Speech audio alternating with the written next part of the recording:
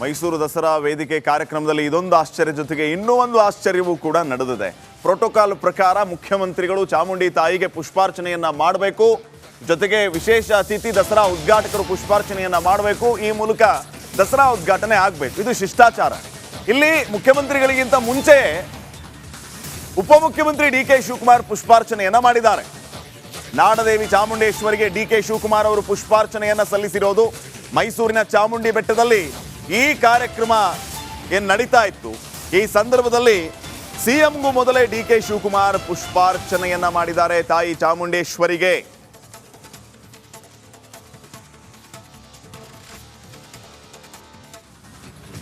ನೋಡಿ, ದೃಶ್ಯಗಳಲ್ಲಿ ತಾವು ಗಮನಿಸ್ತಾ ಇದ್ದೀರಿ.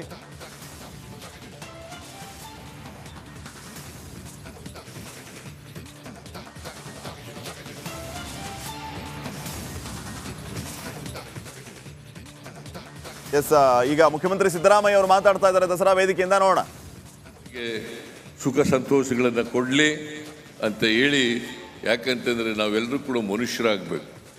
ನಮ್ಮ ಸಂವಿಧಾನ ಹೇಳಿರ್ತಕ್ಕಂಥದ್ದು ಮನುಷ್ಯರಾಗಬೇಕು. ನಾವು ಪರಸ್ಪರ ಪ್ರೀತಿಸಬೇಕೇ ಹೊರತು ಯಾರನ್ನು ದ್ವೇಷಿಸ್ತಕ್ಕಂಥ ಕೆಲಸವನ್ನು ಮಾಡಬಾರ್ದು. ದ್ವೇಷ ಯಾವುದೇ ಧರ್ಮದಲ್ಲಿ, ಯಾವುದೇ ದೇವರು ಹೇಳಲಿಕ್ಕೆ ಸಾಧ್ಯ ಇಲ್ಲ. ಪರಸ್ಪರ ಪ್ರೀತಿಸಿ ಮನುಷ್ಯರಾಗಿ ಬಾಳಿ ಅಂತ ಎಲ್ಲ ಧರ್ಮಗಳು, ಎಲ್ಲ ದೇವರುಗಳು ಕೂಡ ಹೇಳ್ತಕ್ಕಂಥ ಮಾತುಗಳು. ಅದರಲ್ಲಿ ವಿಶ್ವಾಸ, ಪ್ರೀತಿಯನ್ನು ಇಟ್ಕೊಂಡಿರ್ತಕ್ಕಂಥದ್ದು. ಅದಕ್ಕೋಸ್ಕರ ನಮ್ಮೆಲ್ಲರಿಗೂ ಕೂಡ ಇನ್ನೊಂದು ವರ್ಷದವರೆಗೆ ಉತ್ತಮವಾದಂಥ ಕೆಲಸ ಮಾಡ್ತಕ್ಕಂಥ ಶಕ್ತಿ ಕೊಡಲಿ, ಜನರ ಸೇವೆ ಮಾಡ್ತಕ್ಕಂಥ ಶಕ್ತಿ ಕೊಡಲಿ ಅಂತೇಳಿ ಪ್ರಾರ್ಥಿಸಿ, ಈ ವರ್ಷದ ದಸರಾ ಮಹೋತ್ಸವದ ಶುಭಾಶಯಗಳನ್ನು ಮತ್ತೊಮ್ಮೆ ನಾಡಿನ ಜನತೆಗೆ, ನಿಮ್ಮೆಲ್ಲರಿಗೂ ಕೂಡ ತಿಳಿಸಿ ನನ್ನ ಮಾತುಗಳನ್ನು ಮುಗಿಸ್ತೇನೆ. ಜೈ ಹಿಂದ್, ಜೈ ಕರ್ನಾಟಕ, ಜೈ ಚಾಮುಂಡೇಶ್ವರಿ ದೇವಿ.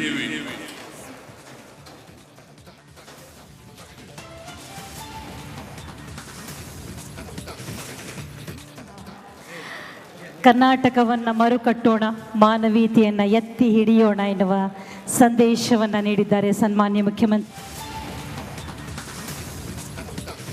ಇದೇ ಸಂದರ್ಭದಲ್ಲಿ ದಸರಾ ಉದ್ಘಾಟಕರಾಗಿ ಆಗಮಿಸಿದ್ದ ಹಿರಿಯ ಸಾಹಿತಿ ಹಂಪ ನಾಗರಾಜ್ ಅವರು ಕೂಡ ಸರ್ಕಾರದ ವಿಚಾರಕ್ಕೆ ಸಂಬಂಧಪಟ್ಟಂತೆ ವಿಚಾರ ಪ್ರಸ್ತಾಪ ಮಾಡಿದ್ದಾರೆ. ಕಾಂಗ್ರೆಸ್ ಸರ್ಕಾರ ಉಳಿಯುತ್ತಾ ಉರುಳುತ್ತಾ, ದಸರಾ ವೇದಿಕೆಯಲ್ಲೂ ಕೂಡ ಸರ್ಕಾರದ್ದೇ ತಲೆಬಿಸಿ. ಸರ್ಕಾರಗಳನ್ನು ಉರುಳಿಸುವ ದುರಾಲೋಚನೆ ಬೇಡ, ಚುನಾಯಿತ ಸರ್ಕಾರಗಳನ್ನು ಉಳಿಸುವ ಚಿಂತನೆ ಬೇಕು.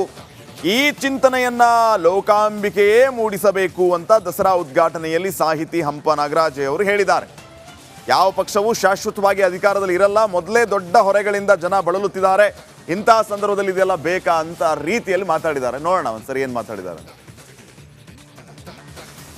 ಲೋಕಾಂಬಿಕೆಯು ಮೂಡಿಸಲು ಎಂದು ಬೇಡುತ್ತೇನೆ. ಕೆಡವುವುದು ಸುಲಭ, ಕಟ್ಟುವುದು ಕಷ್ಟ.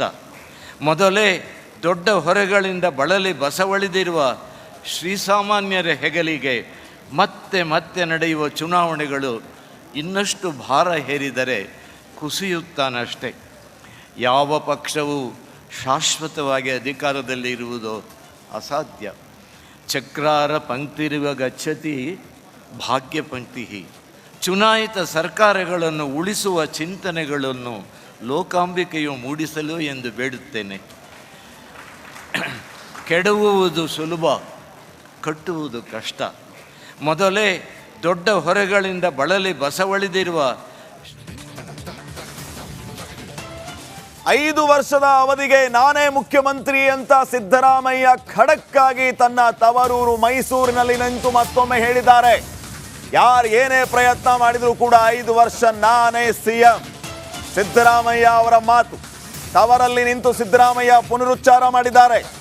ನಾನು ಯಾವುದೇ ತಪ್ಪು ಮಾಡಿಲ್ಲ, ನನ್ನ ಮೇಲೆ ಚಾಮುಂಡೇಶ್ವರಿಯ ಕೃಪೆ ಇದೆ, ಜನಾಶೀರ್ವಾದ ಇರೋವರೆಗೂ ಅಧಿಕಾರದಲ್ಲಿ ಇರ್ತೇವೆ, ಯಾರ ಷಡ್ಯಂತ್ರವೂ ಇಲ್ಲಿ ನಡೆಯೋದಿಲ್ಲ, ನಾವೇ 5 ವರ್ಷ ಆಡಳಿತವನ್ನು ಮುಗಿಸ್ತೇವೆ. ಜಿ.ಟಿ. ದೇವೇಗೌಡರು ನನ್ನ ಪರವಾಗಿ ಮಾತಾಡಿದ್ದಾರೆ. 5 ವರ್ಷದ ಅವಧಿಗೆ ನಾನೇ ಮುಖ್ಯಮಂತ್ರಿ. ಇವರೆಲ್ಲರಿಗೂ ಒಂದು ಸ್ಟ್ರಾಂಗ್ ಮೆಸೇಜನ್ನು ಪಾಸ್ ಮಾಡಿಬಿಟ್ಟಿದ್ದಾರೆ ಸಿದ್ದರಾಮಯ್ಯ ಅವರು. ಚಾಮುಂಡೇಶ್ವರಿ 5 ವರ್ಷಗಳ ಕಾಲ ಅಭಿವೃದ್ಧಿ ಮಾಡ್ತಕ್ಕಂಥ ಪ್ರಯತ್ನವನ್ನು ನಾವು ಮಾಡ್ತೀವಿ ಅಂತಕ್ಕಂಥ ಮಾತುಗಳನ್ನು ಕೂಡ ಹೇಳಲಿಕ್ಕೆ ಬಯಸ್ತಾ ಇದ್ದೇನೆ. ಹಿಂದೇನೂ ನಾನು ಮುಖ್ಯಮಂತ್ರಿ ಆಗಿರುವಾಗ 5 ವರ್ಷಗಳ ಕಾಲ ಬಹುಶಃ ಕರ್ನಾಟಕದ ಇತಿಹಾಸದಲ್ಲಿ ದೇವರಾಜ ಅರಸರವ್ರನ್ನ ಬಿಟ್ಟರೆ 5 ವರ್ಷಗಳ ಪೂರ್ಣಾವಧಿಯನ್ನು ಪೂರೈಸಿದಂಥ ಮುಖ್ಯಮಂತ್ರಿ ಯಾರು ಇದ್ದರೆ ಅದು ಸಿದ್ದರಾಮಯ್ಯ ಅಂತಕ್ಕಂಥ ಮಾತುಗಳನ್ನು ಹೇಳಲಿಕ್ಕೆ ಬಯಸ್ತೀನಿ. ಈಗಲೂ ಕೂಡ ಎಷ್ಟೇ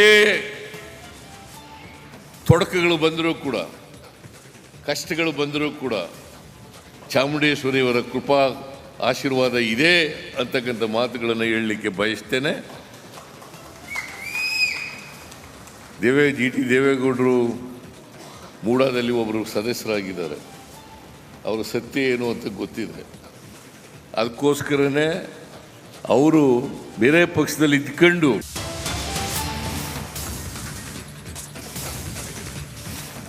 ಈಗ ಕೆಲವೇ ಕ್ಷಣಗಳಲ್ಲಿ ಅರಮನೆಯಲ್ಲಿ ಖಾಸಗಿ ದರ್ಬಾರ್ ಆರಂಭ ಆಗುತ್ತೆ. ಯದುವೀರ್ ಒಡೆಯರ್ ಅವರಿಂದ ಖಾಸಗಿ ದರ್ಬಾರ್ ನಡೆಯುತ್ತೆ. ಸಿಂಹಾಸನಾರೋಹಣರಾಗಲಿರೋ ಯದುವೀರ್ ಒಡೆಯರ್ 2 ಗಂಟೆ ಮಧ್ಯಾಹ್ನದ ತನಕ ಸಾರ್ವಜನಿಕರ ಪ್ರವೇಶ ನಿರ್ಬಂಧ ಇರುತ್ತೆ. ಕಾರಣ ಅಲ್ಲಿ ವಿಶೇಷ ಪೂಜಾ ಕೈಂಕರ್ಯ, ಸಂಕಲ್ಪ, ಕಂಕಣ ಧಾರಣೆ ಇತ್ಯಾದಿ ಕಾರ್ಯಕ್ರಮಗಳಿರುತ್ತೆ. ಯದುವೀರ್ ಒಡೆಯರ್ ಅವರು ಈ ಎಲ್ಲ ಖಾಸಗಿ ದರ್ಬಾರ್ನ ನೇತೃತ್ವವನ್ನು ವಹಿಸ್ತಾರೆ.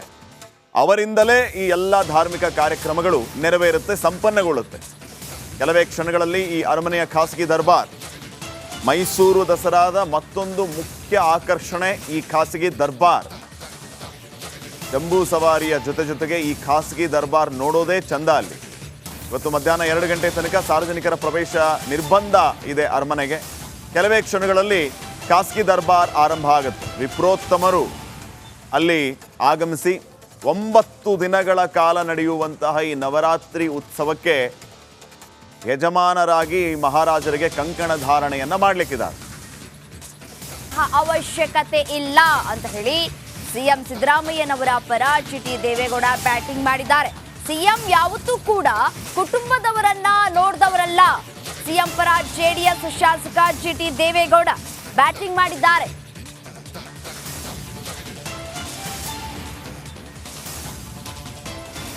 ಜಿಟಿ ದೇವೇಗೌಡ ಬ್ಯಾಟಿಂಗ್ ಮಾಡಿದ್ದಾರೆ. ಸಿಎಂ ಪರ ಸಿಎಂ ಸ್ಥಾನಕ್ಕೆ ರಾಜೀನಾಮೆ ಕೊಡುವಂತಹ ಅವಶ್ಯಕತೆ ಇಲ್ಲ. ಯಾವತ್ತಿಗೂ ಕೂಡ ಅವರು ಕುಟುಂಬ ವಿಚಾರವನ್ನ ಅವ್ರು ನೋಡಿದವರಲ್ಲ ಅನ್ನುವಂತಹ ಮಾತುಗಳನ್ನಾಡಿದ್ದಾರೆ. ಸಿಎಂ ಪರ ಭರ್ಜರಿಯಾಗಿ ಬ್ಯಾಟ್ ಬೀಸಿದ್ದಾರೆ ಜೆಡಿಎಸ್ನ ಶಾಸಕ ಜಿಟಿ ದೇವೇಗೌಡ.